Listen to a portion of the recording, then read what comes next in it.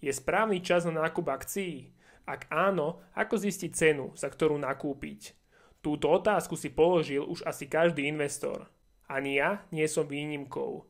Preto vám ukážem 4 valuačné modely, pomocou ktorých zistíte, či je aktuálna cena nadhodnotená, podhodnotená alebo férová. Aj to vám môže pomôcť vyhnúť sa drahým akciám, teda zlým investíciám.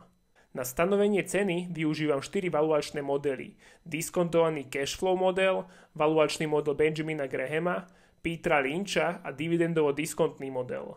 Ukážem vám presný postup, ako si zostrojiť každý jeden z týchto modelov tak, aby vaše investovanie bolo podložené aj číslami a nielen dohadmi. Dnes rozoberiem valuačný model Benjamina Grahama, učiteľa najznámejšieho investora všetkých čias, Warrena Buffetta.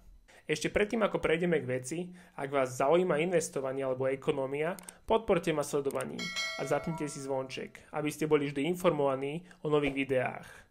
Benjamin Graham je označovaný aj ako otec hodnotového investovania. Práve od neho sa roky učil Warren Buffett. Napísal jednu z najznámejších kníh o investovaní s názvom Inteligentný investor, ktorú môžete vidieť aj za mnou. Táto kniha sa považuje za Bibliu investorov, ktorú by si mal každý investor prečítať. Práve v tejto knihe môžeme nájsť vzorec, ktorý budeme používať dnes. Vzorec vyzerá nasledovne. V rovná sa EPS krát 8,5 plus 2G krát 4,4 lomeno I. Ešte predtým, ako si dosadíme a vysvetlíme skratky, si musíme vybrať firmu, ktorú budeme hodnotiť. Ja som si vybral Microsoft, aby sme na konci všetkých 4 valuačných modelov videli rozdiely. Prejdime teda na vzorec a skratky. V je vnútorná hodnota firmy, ktorú hľadáme. Informácie o EPS nájdeme napríklad na Yahoo Finance, hneď v úvode, čo je pri Microsofte 11,08. Hodnota 8,5 je price to earnings pre firmy, ktoré nerastú. Následne sa k tejto hodnote pripočíta 2-krát odhadovaný rast ziskov. Ten nájdeme taktiež na Yahoo Finance v záložke Analysis a úplne na spodku použijeme 5-ročný odhad analytikov, čo je v tomto prípade 15,05. V konečnom dôsledku je na nás, aký očakávame rast firmy. Niekto si môže povedať, že kvôli umelej inteligencii očakáva rast ziskov o 20%. Tak aj vnútorná cena by bola samozrejme vyššia. Vo väčšine prípadov sa držím odhadov analytikov. Prípadne sa snažím mať očakávania na nižších hodnotách.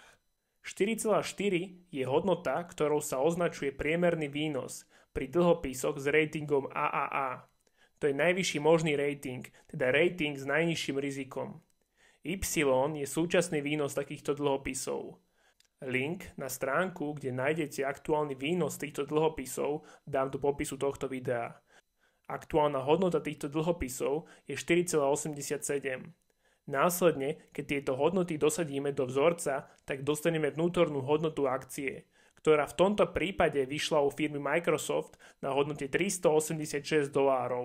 Aktuálna trhová cena je 410, takže firma je nadhodnotená a preto podľa tohto modelu nemáte dostatočný priestor na zisk, čiže odporúčanie je na predaj alebo vyhnúť sa investovaniu. Väčšina investorov však tento model nepoužíva takto, ako ho používal Graham, lebo pre aktuálne finančné trhy je veľmi skresľujúci. Ekonómovia ho prerobili. Namiesto 8,5 dali 7 a namiesto multiplikátoru 2 dali 1. Ak celý proces zopakujeme, zistíme, že výsledky pôsobia viac pravdepodobne. Osobne sa ja prikláňam k týmto zmenám, keďže finančné trhy pred 70 rokmi boli úplne iné ako sú dnes.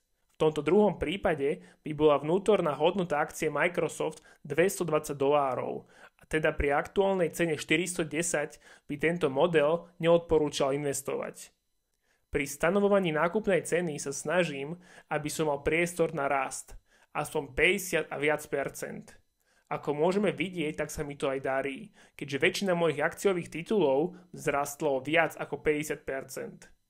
Teraz už poznáte 2 valuačné modely a v ďalšom videu si rozoberieme najviac využívaný valuačný model, a to diskontovaný cashflow model. Ak sa vám tieto informácie páčili, podporte ma sledovaním, zapnite si zvonček, aby ste boli vždy informovaní o nových videách. Majte sa.